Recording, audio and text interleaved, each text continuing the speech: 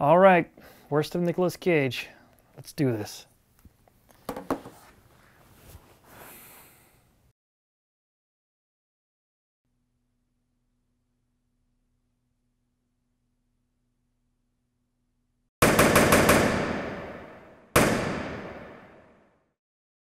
There's no need for an introduction. You know why you're here. Nicolas Cage is freaking crazy. He's an anomaly that no one can figure out. As shown last week, he can be a legitimately great actor, but what everyone remembers most about him are his performances that are just batshit insane. At 53 years old, with over 35 years in the picture business, Cage has already left behind a one-of-a-kind legacy. As he continues to pump out movie after movie, I'm sure there are a few more gems in the future. Today, however, is the mother of all worst lists. These are the top 5 worst performances of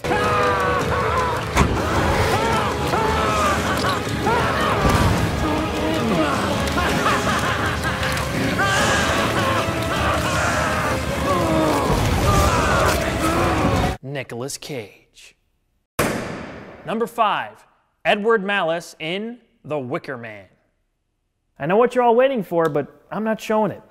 Nope, Not the Bees was an alternate ending scene. It wasn't even in the theatrical release. I'm not doing it. No, I'm not doing it.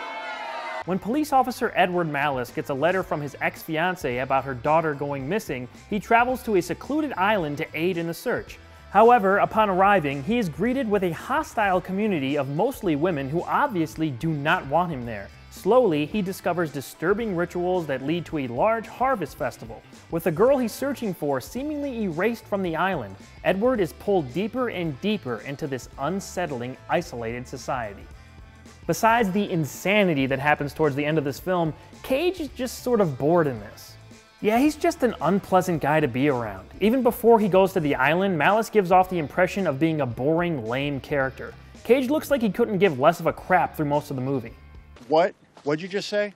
Thankfully, as the movie transitions into its third act, things start getting cagey. How'd it get burned? How'd it get burned? How'd it get burned? How'd it get burned? I don't know! Malice knocking out a few of these ladies are some of the most ridiculous sequences I've ever seen. It's hysterical.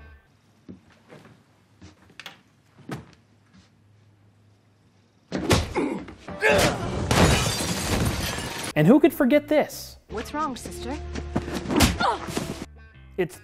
It's just the best. It's the worst, but it's the best. I want more bear costume fights. We're sorely lacking in that area. I could only let these last few lines speak for themselves.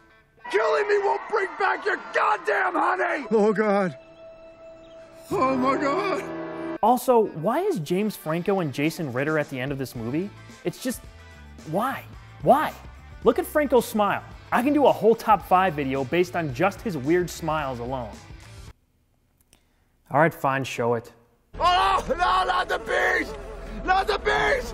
Ah! Oh, my eyes! My eyes! Ah! Ah! Number 4, Gallon in Outcast. Hayden Christensen plus Nicolas Cage in a period piece action movie? What did you expect?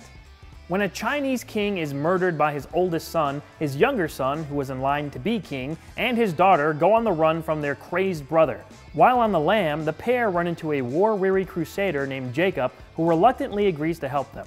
Later on, the man who raised him and fellow crusader, Gallon, joins the fight, and together they defend the rightful king from his older brother's stolen royal forces. Can you tell this was a Chinese co-production?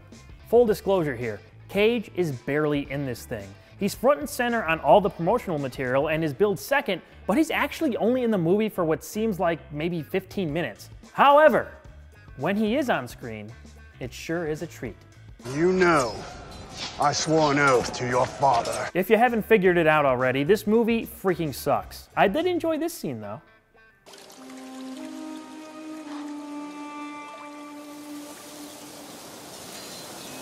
I don't like sand. It's coarse, rough, and irritating. Christensen is probably even worse than Cage is here. They have some of the worst English accents I've ever heard. You're the outlaw they call the White Ghost? I am the White Ghost, but no one calls me outlaw, child. Not to my face! This comes off like Cage's bad take on a Jack Sparrow type character. You want my blood? You want my blood? I see you. Woman. I see you. I don't really know what he's trying to do, but at least this movie has some entertainment value when he's on screen. Otherwise, it's a bore with nothing at all that makes it stand out. Bad wigs and Nicolas Cage go together like peanut butter and jelly, like in this next performance. Number 3, Eddie King in Arsenal. This movie just came out earlier this year and has Cage playing a local kingpin. With that wig, you cannot tell me he doesn't look like Ron Burgundy. Mikey and JP are brothers who grew up very differently. JP is a successful local business owner, while his older brother Mikey has been in prison several times and is finding it difficult to stay on the right track. Trying to make some money to support his family, Mikey approaches the neighborhood crime lord Eddie about working for him. Eddie and Mikey have a history together, but that's all thrown out the window when Mikey is taken hostage to extort money from his well-off younger brother. Now, JP can trust no one as he tries to find and save his troubled sibling. This nose, wig, and mustache combination is legendary. He's full-on bad guy Nicolas Cage here. That entails emotional outbursts. Nobody gives a shit about this guy. Nobody. I was 17. Random swearing. Fuck you! My brother tried to kill my man! And lines only he could say. Should I say it? Well, I can't say it because they fucking killed him today, all right? Video games, you're always a pussy. Eddie King is a character who is as over the top as possible. He's a sleazy old bad guy who is extremely over-emotional and has ties that go way back with our protagonists. By the way, we get a lot of slow-motion action shots in this. They last a while, and sure, slow-mo looks cool, but Arsenal pushes it a little too far.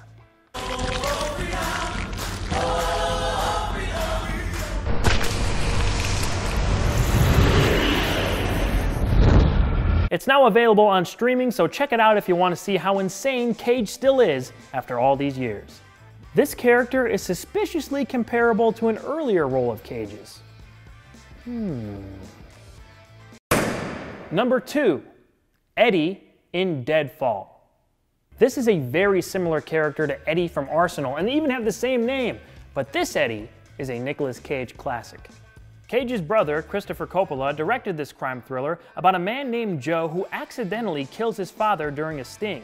Joe's father's dying wish is that he recover things stolen from him by Joe's uncle years earlier. Uncle Lou is a con man who attempts to bring his nephew into his perilous schemes. With Joe in a dangerous position, he must string his uncle along while not alerting him to his true intentions. This really seemed like a family affair, as even Cage's aunt, Talia Shire, makes a cameo in this movie. Adrian is a bartender. Interesting. This is unfiltered Cage. His brother must have let him loose because there is absolutely no restraint in his performance at all. And admittedly, it's fantastic.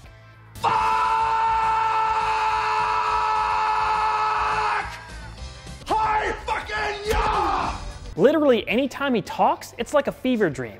The Eddie character here had to have taken a lot out of the actor. He was that nuts in every second of every scene he's in. Okay, baby girl! Who sent ya? Who sent ya? Shut up! Shut the fuck up, man! You really just have to see it for yourself, so here's another clip. Just show me the fucking Joker. Well, hallelujah, man! The Joker's wild! Bullshit. Bullshit. Asshole! Besides Cage's insanity, Deadfall is actually pretty dull. I recommend just watching his scenes if you could find them. And the number 1 worst Nicolas Cage performance is Peter Lowe in Vampire's Kiss. So this is his worst performance, but it's also his best performance. In fact, I actually really like this. Peter Lowe is a white-collar New Yorker who routinely sleeps around with many different women. One night, a woman named Rachel bites him while in bed. Peter starts to think he's becoming a vampire and begins acting like one despite not physically changing. Simultaneously, he's constantly verbally abusive to his secretary at work, Alva, who can't locate a missing file. This movie, this character, this performance, it's all fascinating. Fascinating in both the best and worst ways. A, B, C, D, E, F, G, H, I, J, K, L, M, N, O, P, Q, R, S, T, U, V, W, X, Y, Z! Huh? That's all you have to do! From his strange accent to his absurd facial expressions and exaggerated body language, Peter Lowe is one of the weirdest main characters in a major Hollywood production I've personally seen. No matter how bad or over the top this performance might be, you can never take your eyes off him. His energy is mesmerizing. Am I getting through to you? Over! I couldn't think of a more horrible job if I wanted to. And you have to do it. You have to, or I'll fire you. Do you understand? The only thing I could think of comparing this to is a zanier version of American Psycho. Sort of similar characters of similar ages with similar white-collar jobs who both descend into madness the further the movie progresses. I'm a vampire! I'm a vampire! I'm a vampire! I'm a vampire! I'm a vampire! I'm a vampire! This movie is hilarious in a dark way, but when you see basically a live-action cartoon character playing some of these scenes out, it can't help but laugh at some of what transpires. Well, fantastic. I enjoyed the hell out of this movie and performance, but maybe for the wrong reasons. It's hard to tell. In the end though, isn't that what Nick Cage is all about? Worst is definitely a relative term when it comes to describing Cage's work. He's not someone you can really explain. He has to be experienced. I encourage you to check out a few of these performances and see for yourself. When Cage is at his over-the-top worst, he's simultaneously at his best. It's a strange phenomenon that is mostly unique to him. I want to hear what you guys think. What is your least favorite Nicolas Cage movie and or performance? What do you want me to cover next in the show? Leave a comment and let me know. For more content, subscribe to my personal channel, youtube.com/awesomewalter, and follow me on Twitter to take part in more polls about what may be covered in the future. Come back next week when we cover the best of a legendary director. See you then.